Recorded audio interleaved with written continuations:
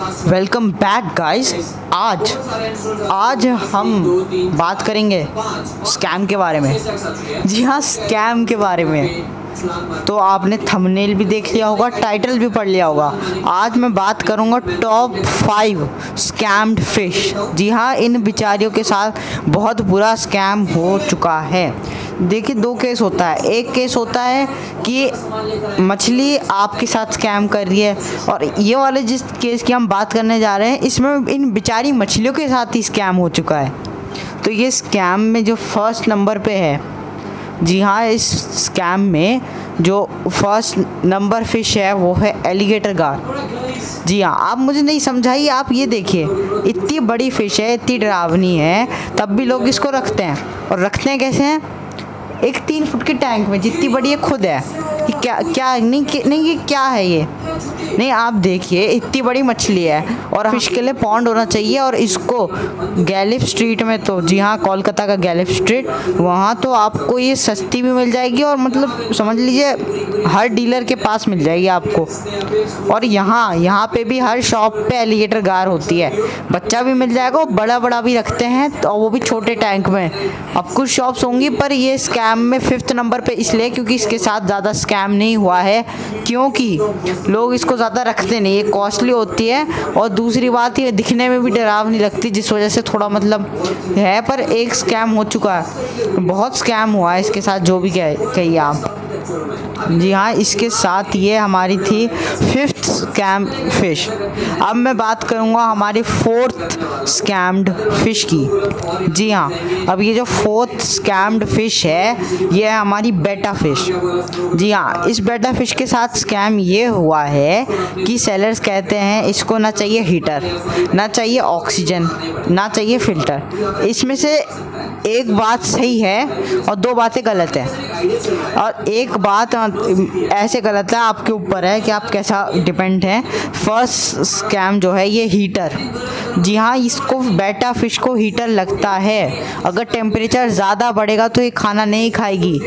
ये scam actually मेरे साथ भी हो चुका है। मैंने भी इसी वजह से पाली थी, पर बाद में जब सर्दियाँ आई और मुझे पता चला कि ये तो खाना छोड़ दिया, फिर मैंने जब हीटर लगाया तो ये बिल्कुल एक्टिव हो गई थी। तो इसलिए इसको हीटर चाहिए। और दूसरी चीज़ है, इसको फ़िल्टर भी चाहिए। अभी आपके ऊपर है, बड़ा टैंक रखेंगे, पानी का वाटर चेंजेस करेंगे रेगुलरली, तो फ़िल्टर की भी ज़रूरत नहीं है। अभी आपके ऊपर डिपेंड करता है। और अगर मतलब थोड़ा आप वाटर चेंज अवॉइड कर रहे हैं थोड़ा, तो फिर फ़िल्टर इज़ नेसेसरी। और लोग इसको मतलब सही से ट्रीट भी नहीं करते हैं कभी कभार। एक्चुअली जो ये छोटी थैलियों में रख देते हैं, ये सही नहीं है। जैसे एक्वेरियम फ़िश वाले, आपने देखा होगा, जो इंडियन बेटा आती है लोकल, वो आपको थैली में मिलती है। और जो ये हाफ मून वगैरह होती है, ये तो कप में मिल जाती है, पर तब भी ये थोड़ा सही नहीं रहता है, और बहुत शॉप्स में मरी हुई रहती है। मैंने भी देखा है, कभी कभार मर जाती है, तो ये सही नहीं है। अगर इंसानियत है उन लोगों में तो वो ऐसा नहीं करते इतने। अगर आप उसका कोई मतलब कोई फ़ायदा वाला पॉइंट है, जैसे बेटा फिश मतलब एक छोटी सी जगह में रह सकती है, तो इसका मतलब ये नहीं कि आप थैली में बंद करके डाल दो, ना 1 हफ्ते तक खाना मिलेगा, ना आपको ढंग से ऑक्सीजन मिलेगी। ये एक्चुअली ऐसा इसलिए है, बेटा फिश एक्चुअली थाईलैंड से बिलोंग करती है। तो थाईलैंड में कभी कभार आ जाती है, मतलब बाढ़ सा आ जाता है, जिससे मतलब वाटर नदियाँ मतलब ओवरफ्लो हो जाती हैं। तो बाद में जब पानी सूखता है, तो मतलब छोटे छोटे गड्ढे बन जाते हैं रोड या साइडों में, जहाँ नदी नहीं होती।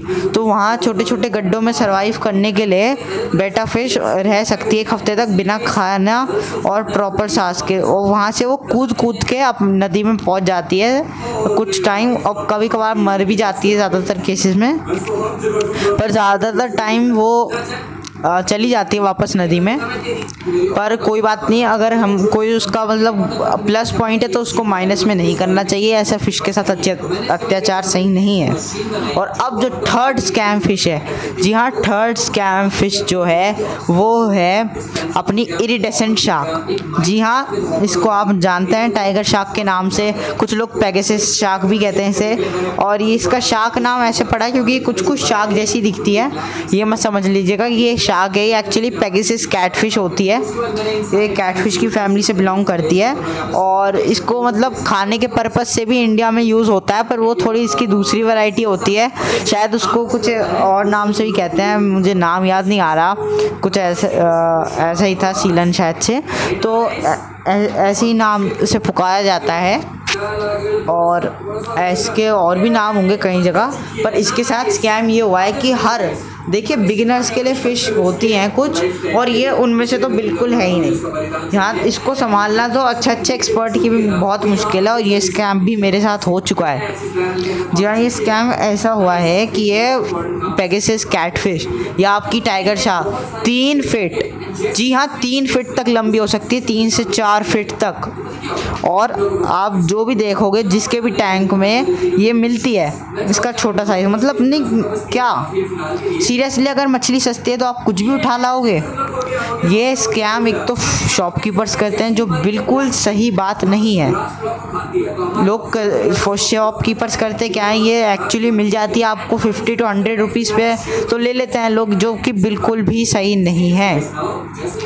ऐसा नहीं करना चाहिए, क्योंकि ये अगर आप इसको खरीदते हैं तो दिक्कत ये है कि इसको चाहिए एक पॉन्ड। जी हाँ, ये टैंक में तो इसका रहने का कोई सवाल ही नहीं बनता। जब ये 3 फीट की हो जाएगी तो 6 फीट का टैंक भी छोटा पड़ जाएगा इसके लिए, तो इसलिए इसको पॉन्ड चाहिए होता है। और मुझे पता है हर कोई पॉन्ड अफोर्ड नहीं कर सकता, इस वजह से इसको मतलब इसको कॉमन तो बनाना ही नहीं था। गली स्ट्रीट में भी ये 5 रुपए की शायद से मिल जाती है, इसकी भी मैं अलग वीडियो बनाऊं, शायद आप कमेंट करना कि इसकी टाइप्स और मतलब केयर के बारे में बताऊं, क्योंकि मैंने भी पाली हुई, इसकी केयर तो करी हुई है, पर दिक्कत ये थी वो बड़ी नहीं हो पा रही थी, क्योंकि मैंने छोटे टैंक में रखी हुई थी। इसको चाहिए एकदम खुली स्पेस, इसलिए जो खाने वाली होती है उसको लोग मड पॉन्ड्स में पालते हैं। तो चलिए कोई बात नहीं, अब बात करते हैं हमारे सेकंड स्कैम्ड फिश की। जी हाँ, सेकंड स्कैम्ड फिश जो है वो है हमारी कोय। जी हाँ, ये हमारी कोय कार्प जो है, इसको कई लोग कार्प भी कहते हैं, पर इसका एक्चुअल नाम कोय कार्प है या कोय फिश कह लो। तो ये एक्चुअली ये स्कैम भी मेरे साथ हो चुका है। ये स्कैम बहुत लोगों के साथ हुआ होगा कि बिगिनर्स को ये फ़िश भी ज़रूर बेच देते हैं शॉपकीपर्स। ये भी 3 फीट तक लंबी हो सकती है, पर ये खूबसूरती की वजह से ये वेल टेल वैरायटी जो आती है इसकी लंबे फिन वाली, वो भी लोग खरीद लाते हैं, तो वो तो और भी बड़ी हो जाती है। तो ये सही नहीं है। एक इंडियन कोई भी 2 to 3 फीट हो जाती है, और जापानीज़ कोई तो ऑब्वियसली नहीं मिल सकती यहाँ आसानी से, और कोई बिगिनर ख़रीदेगा भी नहीं। तो दिक्कत ये है कि इसको बहुत लोग ख़रीदते हैं, जो बिल्कुल भी सही नहीं है। शॉप पे ये 2 to 3 इंचेस की मिलती है, पर लोगों को पता नहीं कि आगे जाके कितनी बड़ी हो सकती है, तो लोग इसको 2 फीट 3 फीट के टैंक में रखते हैं। यहाँ तक कि लोग इसको बोल में रखते हैं। बोल में हम बेटा को नहीं रख सकते, आप कोई कार्प को रख रहे हो, आप इरिडेसेंट शार्क को रख रहे हो, नहीं क्या ये ऐसा कौन है ये लोग, कहाँ से आते हैं, हो ही नहीं सकता है। तो फ्रेंड्स, इसलिए आप जब भी आप कोई भी हॉबी हो, चाहे प्लांट्स की हो, एक्वेरियम की हो, बर्ड्स की हो, कुछ भी हो, तो आप एक मतलब अच्छे से रिसर्च किया कीजिए। चाहे आप बुक रीडिंग करके, इंटरनेट से, आप तो इंटरनेट गूगल आप कहीं से भी पता लगा सकते हैं। अब तो ऐसा भी नहीं है कि आपको मतलब पूरी रिसर्च करनी होगी, ऐसा कि आपको मतलब लाइब्रेरी जाना होगा या कहीं। अब तो आप इंटरनेट से इतना कुछ कर सकते हैं। तो फिर आप इसलिए प्लीज़ अच्छे से रिसर्च किया कीजिए, और तब कोई भी हॉबी स्टार्ट किया कीजिए, चाहे फ़िश की हो या कुछ भी। तो चलिए, अब जो फर्स्ट नंबर स्कैम्ड फ़िश है उसकी तो बात करने की ज़रूरत नहीं है, क्योंकि ये भाई साहब इंडिया में बैन हो चुके हैं।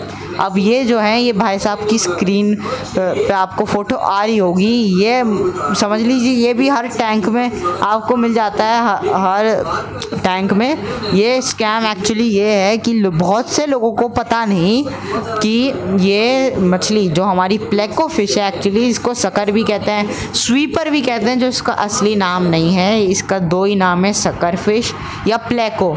ये बिल्कुल भी इसके साथ सही नहीं होता एक्चुअली। ये 3 to 4 फीट लंबी हो सकती है। जी हाँ, हमारे एलिगेटर गार जितनी लंबी हो सकती है, और ये हर टैंक में मिलती है आपको। दुकान पे तो ये आपको 1 to 2 इंचेस की मिल जाती है, और शॉपकीपर्स आपको कहते हैं कि ये एल्गी खाती है। एक्चुअली एल्गी इतनी आसानी से नहीं होती। एलगी तभी होती है जब आपकी लाइटिंग ज़्यादा, और इसको ज़बरदस्ती ख़रीदने की कोई ज़रूरत नहीं है।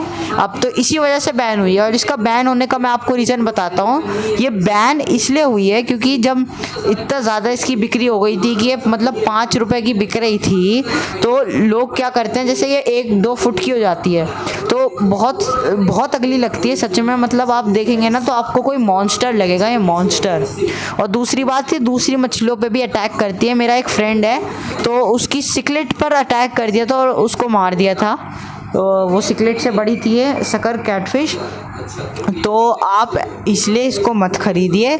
और दूसरी बात ये है जो मैं कह रहा था कि ये क्यों बैन हुई है, ऐसा इसलिए हुआ है क्योंकि ये जैसे मार देती है, दूसरी मछलियों को मारना शुरू करती है, तो लोग क्या करते हैं, इसको आसपास के पॉन्ड में छोड़ देते हैं, तालाबों में, लेक में, या कहीं भी वाटर बॉडी में छोड़ देते हैं, जो बिल्कुल भी सही नहीं है।